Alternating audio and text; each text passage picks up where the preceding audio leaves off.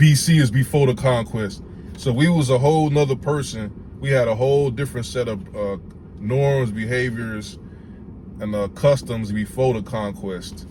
And then the Africans talk about, you have no culture, you have no culture.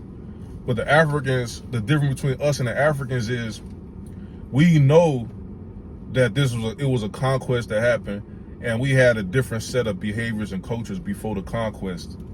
So we always evolve and become better. We don't get stuck eating chitlins or wearing rags like we did during slavery.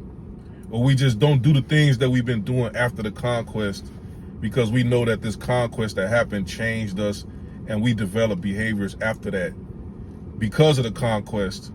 But those behaviors is not who we really are. So we always evolve our culture.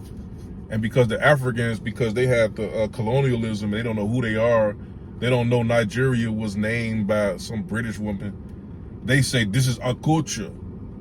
What they've been doing after the colonialism, they stuck in that mold. They don't really evolve beyond that. And then with us, we always adapt and change and improve and become better. And then they say, because we always are, each generation is doing something different, they say, you have no culture. What are you, no culture? But this is like what I'm saying about these podcasts. This is a means to an end. The end is always improving. Also, it is trying to become the perfect version of ourselves before the conquest. And a perfect version of ourselves was a lot more superior. So we abandon what we do in place of something better.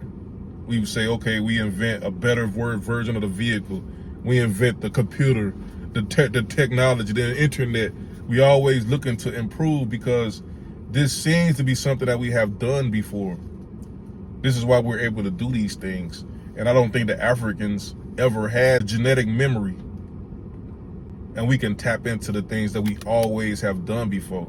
So that's why we, perhaps this is why we bring out this technology. We was able to tap into our genetic memory and bring those things out. And I don't think the Africans have that genetic memory. So they stuck just doing the dancing around a pot of soup and putting bones and doing voodoo. Or because of the conquest, or because of the colonialism, whatever they was doing in the meantime, during the time of colonialism, they stuck doing that. And they're going to hold on to that because they say this is culture. But they don't realize it's always an evolution.